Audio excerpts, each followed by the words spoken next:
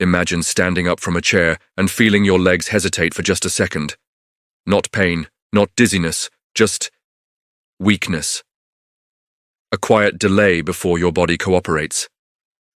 Most people over 60 think this happens because they're not walking enough.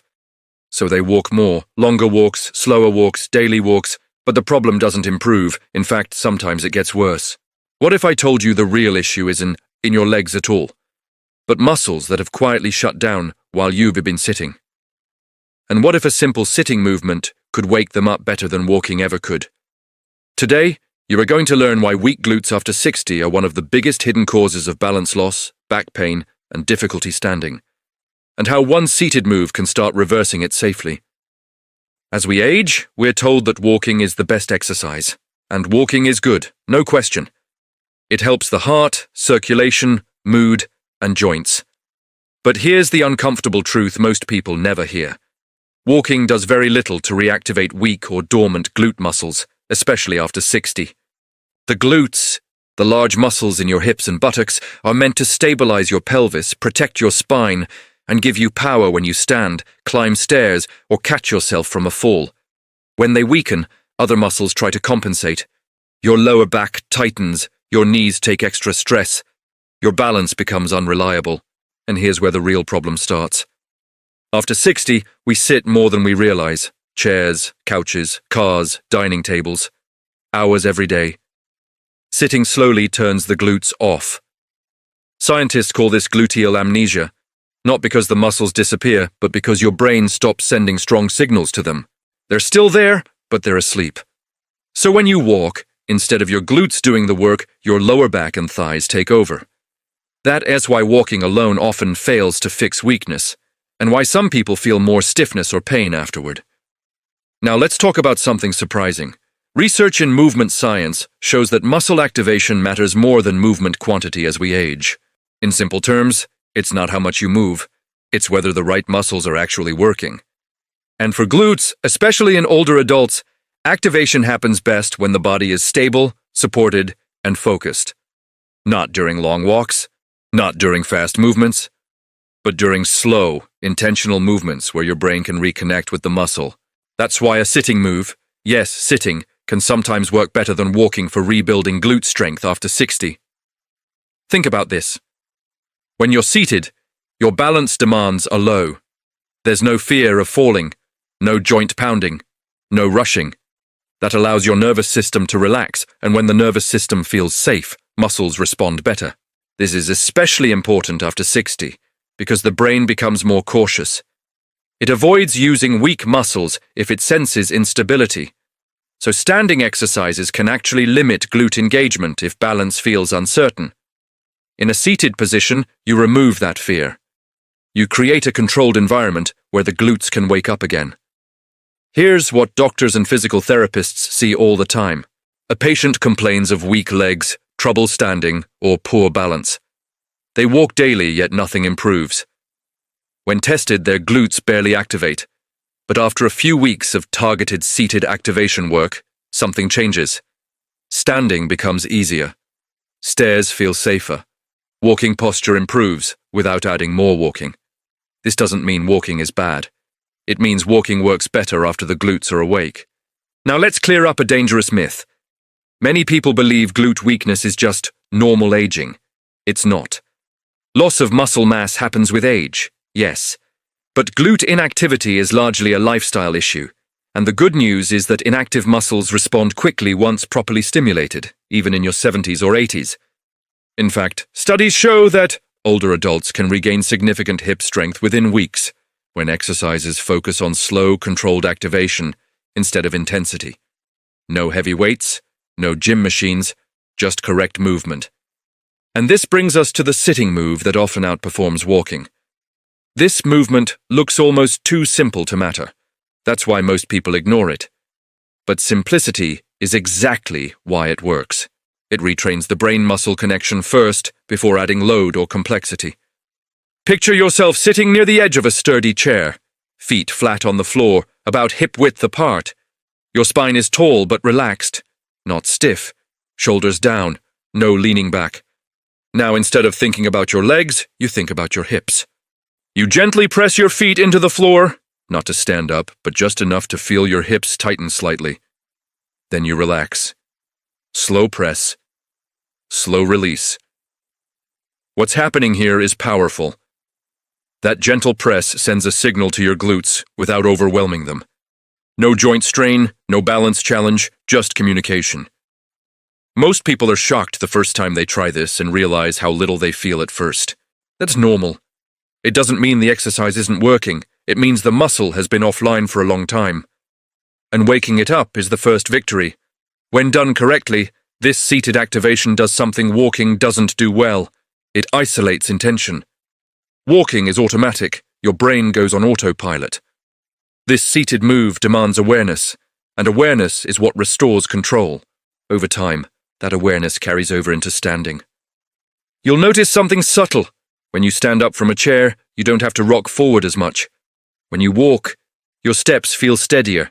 Your lower back feels less tense because it's no longer doing the glutes job. And here's another benefit few people talk about. Strong, active glutes improve blood flow to the hips and lower spine. That can reduce stiffness, morning tightness, and even some nerve-related discomfort. This is why many physical therapists now start glute rehab in a chair, not on the treadmill. In the next part, I'll explain exactly why walking often reinforces poor movement patterns after 60, how to tell if your glutes are truly weak or just inactive, and how to perform this seated move safely so it actually works, and not just looks easy. To understand why walking can sometimes make things worse instead of better after 60, we need to talk about compensation. The human body is incredibly smart. When one muscle group is weak or inactive, the body doesn't stop moving, it adapts. Other muscles step in to help. The problem is those helper muscles aren't designed to do that job long term. When the glutes are weak, the lower back muscles tighten to stabilize the pelvis. The thighs, especially the front of the thighs, start doing more work than they should. Even the calves and feet change how they push off the ground. So when you walk, you're not fixing the problem. You're rehearsing a faulty pattern, and the more you repeat that pattern, the more your body believes it's the correct one. That's why some people say, I walk every day, but my balance is getting worse. It's not that walking is harmful, it's that walking with inactive glutes reinforces instability. After 60, the nervous system becomes more conservative. It prioritizes safety over strength. If your brain senses that a muscle can't be trusted, it avoids using it. That's why high-effort movements often bypass weak muscles completely. This is also why aggressive strengthening routines can backfire. The body simply shifts the work elsewhere. This is where seated activation becomes so powerful. Sitting removes the need for balance. It lowers the nervous system's guard, and when fear is reduced, dormant muscles are more likely to re-engage. Now let us talk about how to tell if your glutes are weak or just inactive, because that difference matters. True muscle weakness takes time to rebuild. Inactive muscles, on the other hand, can wake up surprisingly fast. One of the easiest ways to test this is by noticing how you stand up from a chair. If you feel a strong push from your thighs, or you need to lean far forward, your glutes likely aren't contributing much. Another sign is tightness in the lower back after walking or standing. That tightness often means your back is stabilizing instead of your hips. Many people also notice they squeeze their buttocks unconsciously when standing still, almost clenching for balance. That's another sign of poor glute control rather than strength. Here's the encouraging part. Inactivity responds quickly to the right signal. Let's go deeper into the seated move and how to perform it so it actually works. You're seated upright, feet planted. The key is pressure, not effort. You gently press your heels into the floor as if you're about to stand, but you don't stand. At the same time, imagine pulling the chair slightly backward with your feet without letting them move. This creates a subtle tension in the hips. Hold that gentle contraction for about 3 seconds, then fully relax for 3 seconds. Slow on, slow off.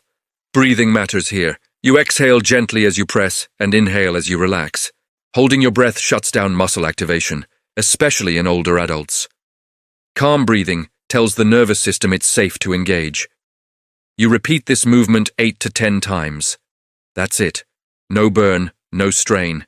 If you feel your lower back tightening, you're pushing too hard. This is not about force. It's about connection.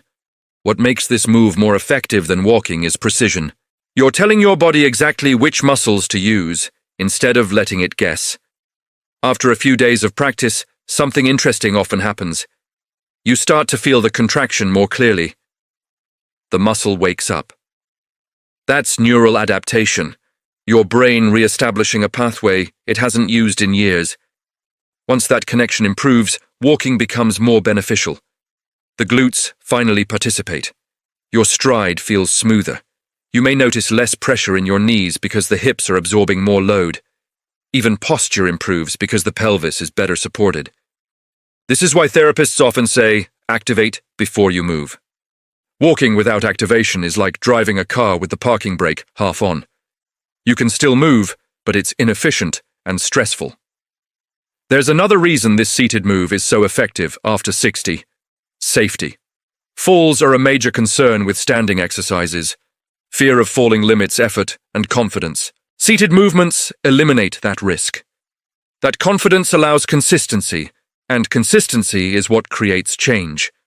You can do this move while watching TV, while waiting for the kettle to boil, while sitting at the table.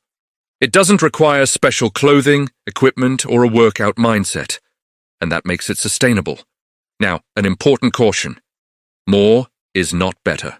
Overdoing activation can lead to fatigue, which actually shuts muscles down again. 2 or 3 short sessions a day are far more effective than one long session.